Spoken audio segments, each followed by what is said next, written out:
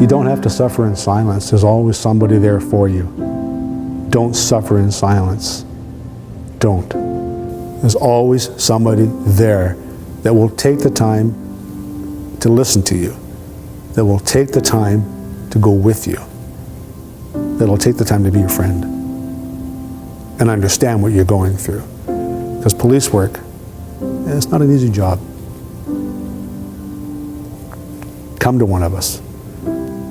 Look for that help that you need, because you're not alone. Don't think that you are. You know, come to me. I'll talk to you. I'll be your friend. I'll get you the help that you need, and I'll go with you. Maybe a rough journey, but you'll still be here 5 or 10 years from now for your interview, and your family will still have you. You're not alone. You're not alone. Don't suffer in silence, my friend. Get that help that you need. You feel like you're all alone, but you are not. There are so many that feel the same way, that will be able to have a frank and honest dialogue with you. Step out of your comfort zone, because this too will pass. You will get through this, but to have a great support system, even if it's 1 or 2 trusted fellow officers or people even outside that have a clear understanding of what trauma is, even if you don't realize that's what is impacting you or driving this desperation, or the pain, the emotional pain is so intense. There are others that will be able to walk alongside you. You are never alone. There are those who will understand. There are those that can help you.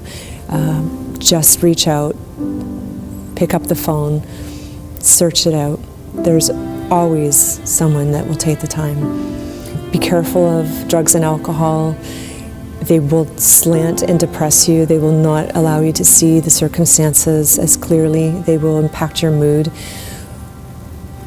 Try just to reach out. There is hope, and you can't sometimes do it by yourself. You need that encouragement and perspective. If it's that bad, you feel there's no way out, I don't know. I'd love to be able to get into the psyche, because there's always a way out. There's always some way to solve a problem. Call somebody. Call a doctor. If you're so proud, a lot of it is pride and afraid to see a weakness in me or in them. You never want to see somebody go down like that when there is actually a way to help. At least try. For anybody whoever hears this, and you're thinking, or you're going down that road, stop. Just call us.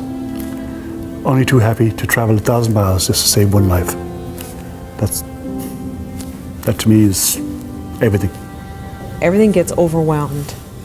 Maybe your professional life isn't going in the direction that you need it to be. Maybe your home life isn't certainly where it should be, and just everything kind of collapses and you don't see any other way out. Being a police officer, sometimes, like I said, it's a shell.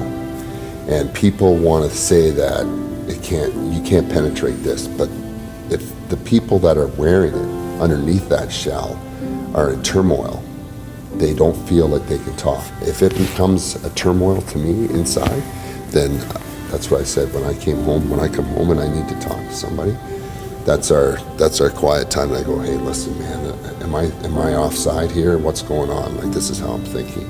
And all you need is somebody that opens their ears and their hearts and tells you the truth. And at the end of the day, it's all about communicating your feelings so that nothing starts to get harbored, and it's just like a cancer that keeps getting bigger and bigger and bigger. And even with mental health, like I've known a couple of the officers that took their life. It's through embarrassment, sometimes it's through, and it's just like, hey, why didn't he talk to somebody? Like, we didn't think that, all you needed to do was, but we didn't know, because they become inside the shell. They live inside of it instead of helping. Like, they'll come to work and they'll, he's in a bad mood, okay, we'll leave him for a bit. We're making great strides, though, certainly with the OPP and all the police services. They really are looking out for our well-being and our best interests. So we see a lot of progress. So that's good. They're recognizing that This is something that's very serious.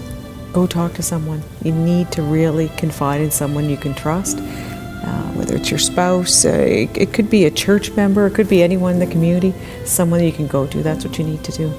If you think about, and some people are for religion and against religion, but the priest will always listen to you, a priest or a clergyman, always listen to you. They won't cast any kind of judgment, you know? So if you don't think you can trust one of your brothers or sisters, or you don't want to bother your loved one, you should bother your loved one. They need to know that. But always know that there's somebody willing to listen. There's helplines.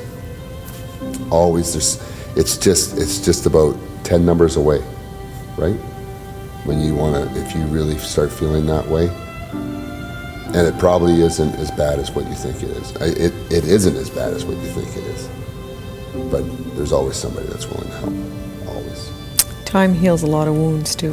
Mm-hmm. So if you want to, what's really bothering you right now, maybe in 2 years won't have the same severity. So you've got to look at forecast and see how this, the total effect of suicide on families is, and I can speak personally about it, it's completely detrimental. It completely ruined our family, a very strong family.